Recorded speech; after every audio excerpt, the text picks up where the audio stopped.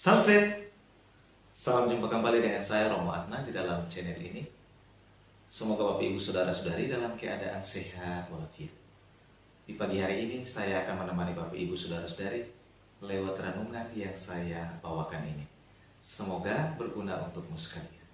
Selamat menonton, selamat berefleksi. Tuhan sertamu dan sertamu juga. Inilah Injil Yesus Kristus menurut Matius. Dimuliakanlah Tuhan. Injil Matius bab 13 ayat 31 sampai 35. Sekali peristiwa Yesus membentangkan perumpamaan ini.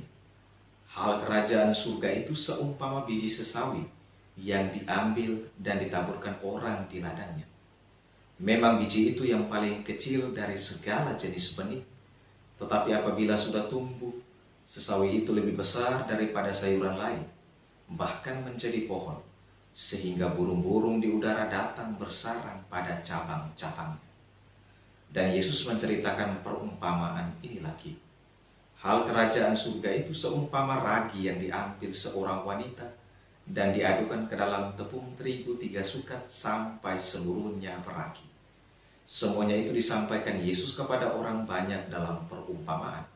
Dan ia tidak menyampaikan apapun kepada mereka kecuali dengan perumpamaan. Dengan demikian digenapilah sabda Nabi, "Aku mau membuka mulutku mengatakan perumpamaan. Aku mau mengucapkan hal yang tersembunyi sejak dunia dijadikan." Demikianlah Injil Tuhan. Terpujilah Kristus. Bapak Ibu Saudara-saudari yang terkasih di dalam Kristus, biasanya hal yang terkecil kita mudah melupakan dan kita mudah untuk mengabaikannya. Padahal seseorang hanya dapat bertumbuh menjadi matang jika ia tidak melupakan hal-hal yang kecil. Seseorang mestinya menghargai hal-hal kecil, karena dari hal-hal kecil, hal-hal remeh-temeh atau sederhana, ia dapat melakukan hal-hal besar. Dalam Injil hari ini, Yesus memakai perumpamaan mengenai biji sesawi untuk memberitahu kita bahwa kerajaan surga dapat bertumbuh dengan dahsyat. Biji sesawi itu adalah biji yang paling terkecil. Tetapi bagaimanapun juga, biji itu adalah benih yang mempunyai daya untuk bertumbuh. Kerajaan surga awalnya seolah-olah kecil, tetapi ia bertumbuh pasti dan menjadi pohon yang teramat besar. Demikian juga dengan pewartaan kerajaan surga yang Yesus beritakan. Awalnya yang mendengarkan dan mengikutinya hanyalah sekelompok kecil, namun kemudian berkembang menjadi kelompok besar. Pertumbuhan kerajaan surga itu berlangsung pelan tapi pasti, secara diam-diam, hampir tak kelihatan, namun nyata. Kerajaan surga bekerja dahsyat memperbaharui seluruh ciptaan secara tak kelihatan lewat hal-hal kecil, namun membuahkan hasil besar. Kerajaan Mesias yang pada saat itu sedang didirikan hanyalah merupakan sebuah sosok kecil. Kristus dan para rasul, jika dibandingkan dengan para pembesar dunia, tampak seperti biji sesawi yang lemah di dunia ini. Namun, kerajaan Kristus secara ajaib maju. Bapak Ibu Saudara-saudari yang terkasih di dalam Kristus, kita mempunyai sedikit iman, namun masih banyak terdapat kekurangan di dalamnya. Dan kita mempunyai keluhan-keluhan yang tak terucapkan karena kita begitu kecil. Kita mempunyai keyakinan mengenai kehidupan rohani dan kita hidup menurutnya. Namun kita hampir tidak terlihat karena terlalu kecil. Walaupun demikian, kita sedang bertumbuh dan semakin tampak. Dalam diri kita yang mempunyai anugerah sejati, kerajaan surga itu akan benar-benar bertumbuh. Walaupun mungkin tidak terasa. Kerajaan surga akan senantiasa menancapkan akarnya di dalam diri kita dan semakin bertumbuh menjadi besar. Pada akhirnya, kita bertumbuh menjadi sangat kuat dan berguna. Apabila kita sudah tumbuh dalam kematangan, maka kita akan menjadi pohon yang ukurannya jauh lebih besar dan menjadi naungan bagi orang lain.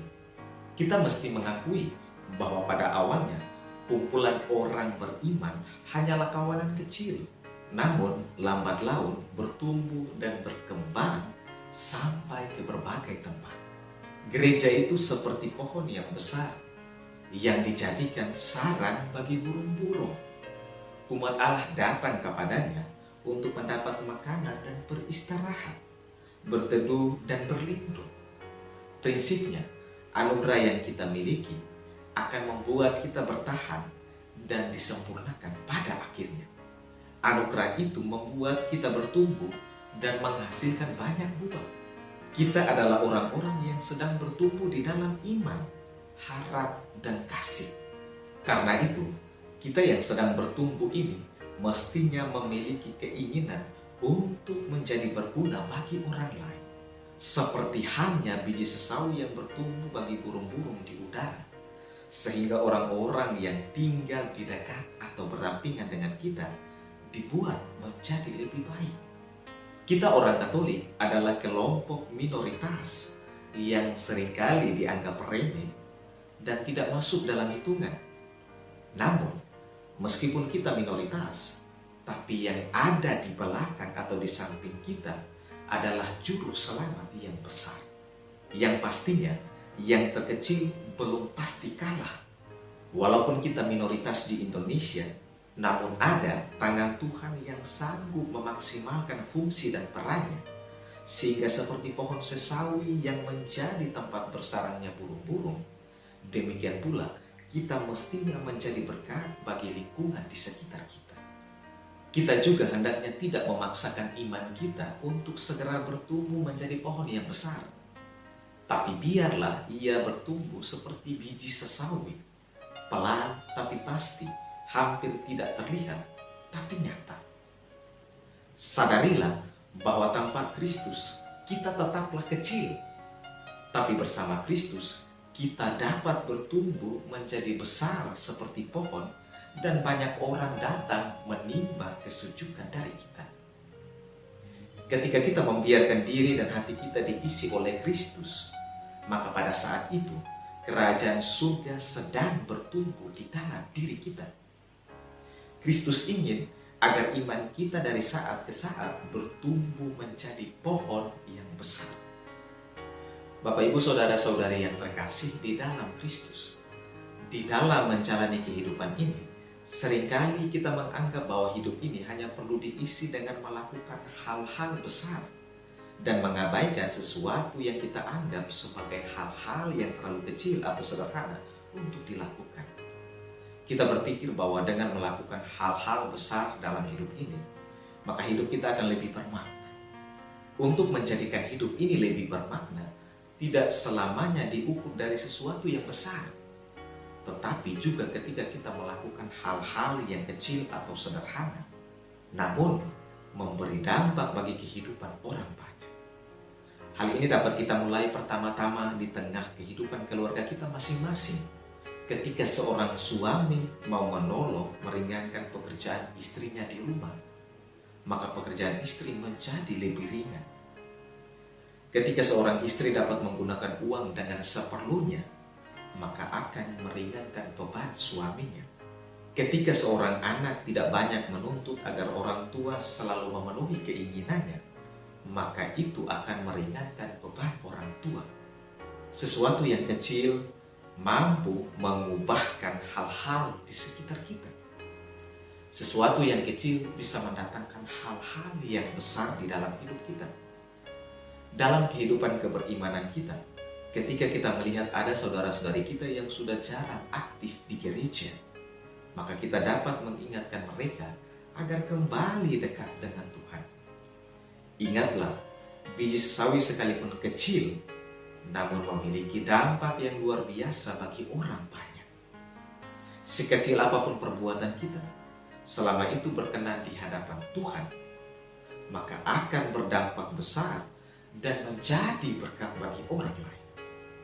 Marilah kita membangun semangat untuk menghargai hal-hal kecil di dalam kehidupan kita. Marilah kita memohon rahmat Tuhan agar iman kita semakin hari semakin bertumbuh menjadi pohon yang besar. Amin. Selamat pagi dan selamat berkarya. Salve, Tuhan memberkatimu sekalian. Bapak Ibu Saudara-saudari, jika suka dengan video ini, silahkan like, komen, subscribe, dan bagikan juga dengan teman-teman.